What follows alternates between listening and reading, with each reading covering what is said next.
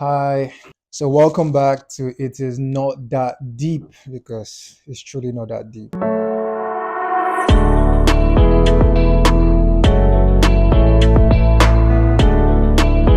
Last week, I talked about something. I said it is harder to rebrand than to brand. So, what is this branding all about, right? When you ask the average person what is a brand, the first thing that comes to the person's mind is, the logo of a company, for example, which I mean, those things are also correct. However, it goes deeper, way deeper than that.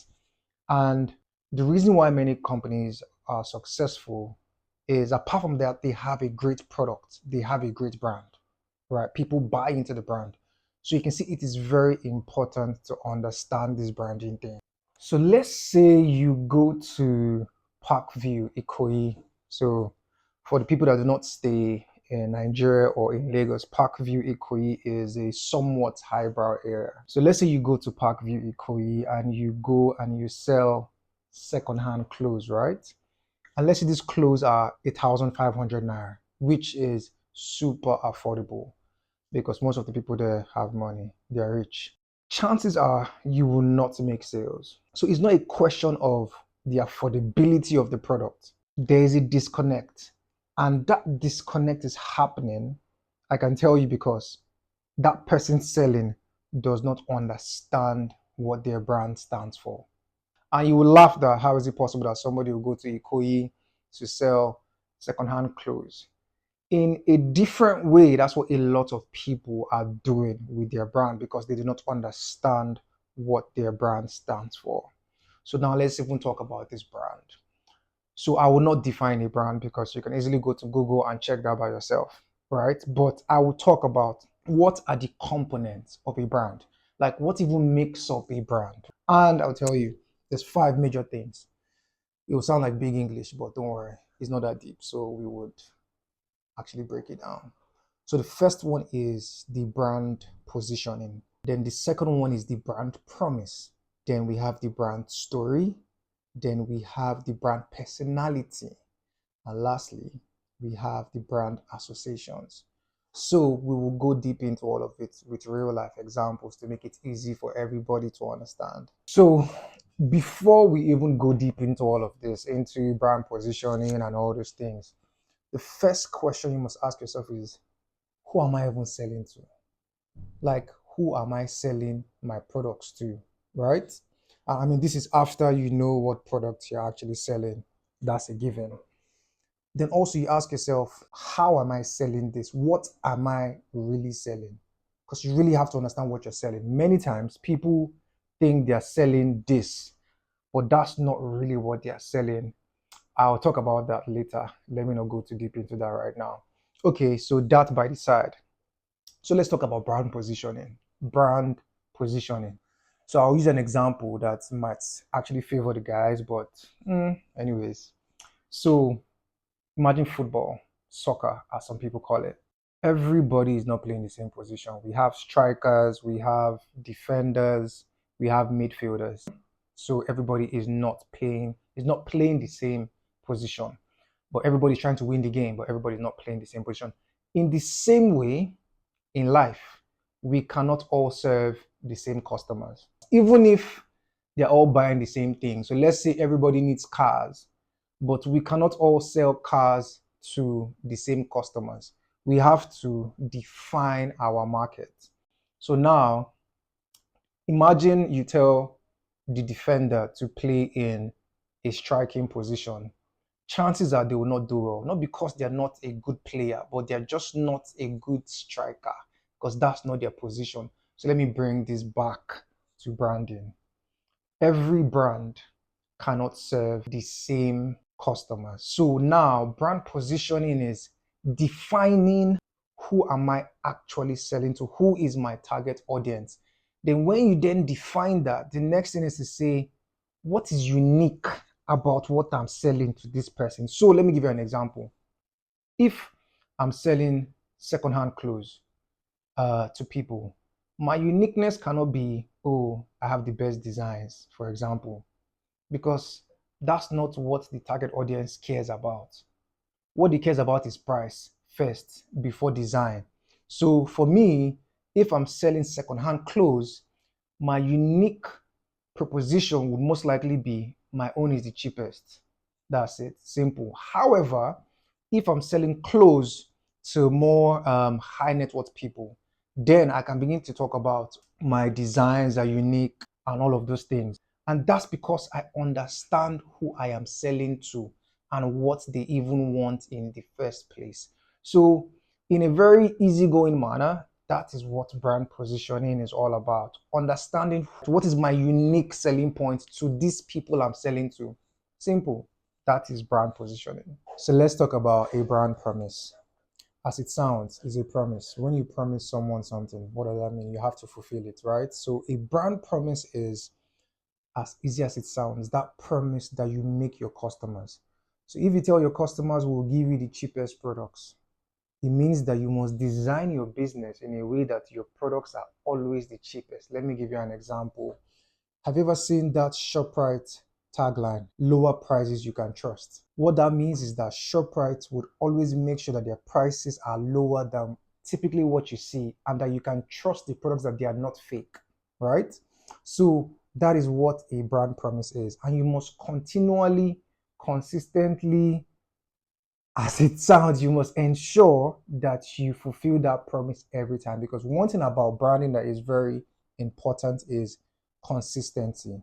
If I come today and you do this, and I come next week, you do not do this, and I come upper week, you do it, I come 2 months after you do it, and maybe 5 months after you do not do it, there's no consistency. I cannot trust your brand. So consistency is very important when it comes to a brand. So the brand promise is that promise that you have told your customers that you will do, and then you must always fulfill it. And what this means is that when you make a promise to your customers, your business model will be designed to fulfill that promise. Let me give you an example. I have a friend that runs a fashion brand in Lekki, and their promise has always been consistent that if you want to get your native in XXX amount of hours, you can get it. So when you ask anybody that has worn or that has patronized that brand, you see that that is a promise that is constantly being fulfilled. And he will tell you, am I the best designer in Lagos? Probably not. Am I the best designer in Lekki? Maybe not. But their promise is that you will get your native in so number of hours.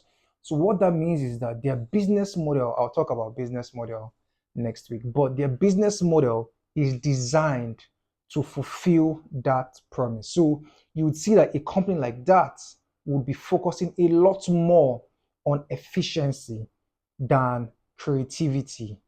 So whatever innovation they're going to be making will be to make their products even get to people faster, as against having the most unique designs, as against if you were a brand and you promised that your customers will get the most unique designs, you would invest a lot more in what?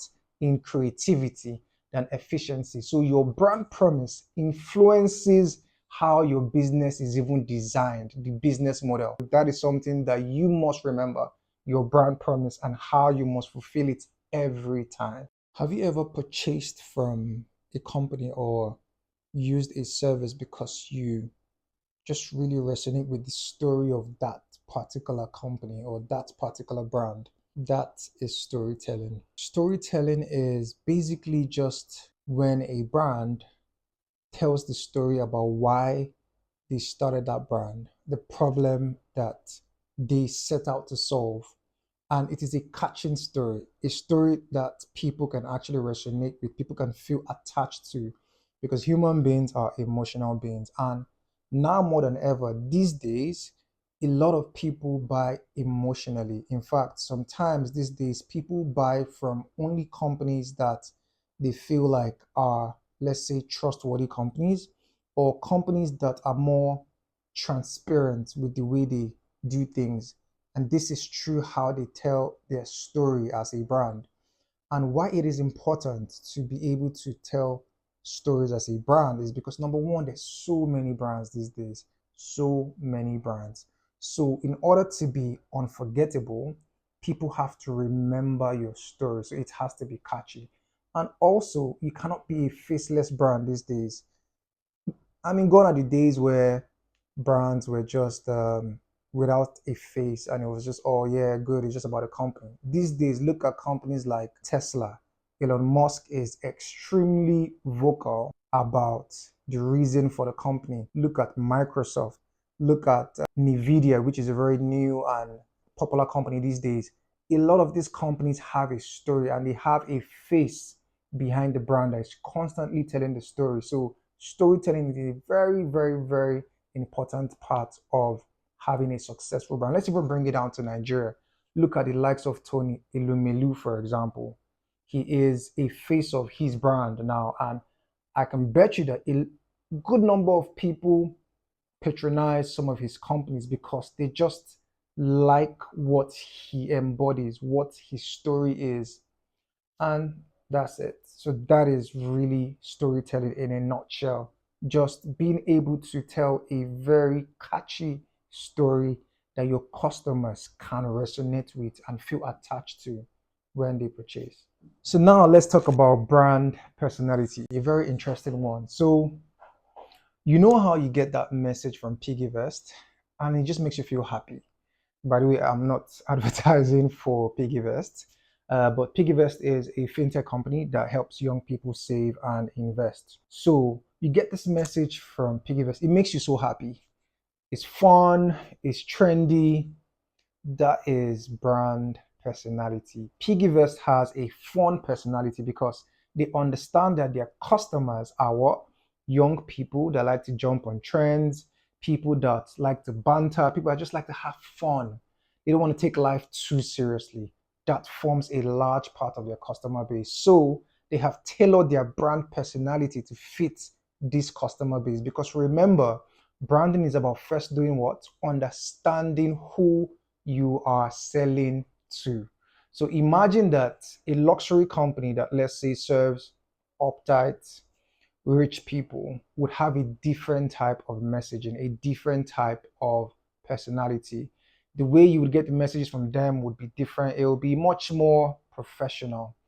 When you see a PiggyVest Instagram post, for example, you can easily want to reshare because it's fun. That is the idea.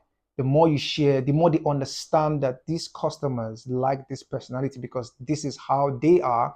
And what happens is that understanding a brand personality very, very well is key to a success of that brand because customers want to patronize you more.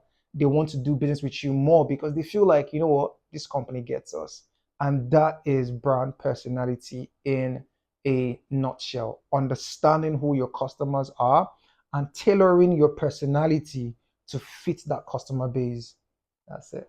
So let's say you go to a high-end hotel in Lagos. Let's say maybe somewhere in Ikoyi or in Victoria Island. And you get to the hotel, very posh hotel, and you get to the reception and you see a brochure or a catalog that has a fashion brand's products there on that catalog in that type of hotel, automatically you just feel like, this brand has to be a big brand. They might not be a big brand, but here's what has happened. Your mind has associated that hotel with that brand. So if this catalog can be placed in this type of hotel, it means that this brand is an amazing brand. And that is a very huge part of brand association. So that is one part. So the second part is when you look at Apple, for example, by seeing an Apple advert, for example, you can just know that this is Apple because they pride themselves in being what? Minimalist. So whatever ads they do, however they design things, they do it with minimalism in mind. So they're associated with that. So you can see an Apple advert and you can tell that, you know what, this most likely is an Apple advert because it is associated with a particular thing that they always make sure that when they do their ads, they use these minimalist concepts to do the ads. That is brand association. And it is very important because, especially for young brands that cannot build that identity by themselves, you almost have to leverage or piggyback on big brands and the influence that they already have. So this is where partnerships comes to play. Let me give you an example. I run a company called Detail Africa, and we have some partnerships with a couple of very highbrow hospitality companies. And I can tell you that this has also played a very, very big role in our brand identity. And these are things that you can, I wouldn't say easily do, but these are things that you can do, especially as a young brand that does not have so much funds to throw around, because brand building sometimes can be expensive, especially when you now begin to get to a mid-sized company. There are countless reasons why you need to build an amazing brand. And one of which is people do not bargain or price brands. And why? It's because I can buy a commodity anywhere, but when I want to buy a brand that I like, I can only get it at that brand. Haven't you ever wondered why the bigger the brand, the less people price or bargain? It's even so crazy that the same person that priced a commodity somewhere else goes to a bigger brand where the price is maybe even 10 times more, and they pay the full price because they're paying for the way that brand makes them feel. They're paying to be part of the brand. They're not just paying for the features of that product. It is beyond the features of that product. So a brand and a product are two different things. So building a brand would always be an amazing idea. So thank you very much for being part of this session. And in the next one, I'll be talking about things that we need to consider when building our brand for global success. One of which is abundance. Second one is speed. And thirdly, personalization. These are things that customers have placed in a very high priority, even globally. Anyways, see you next week, same time, hopefully. Remember, it is never that deep.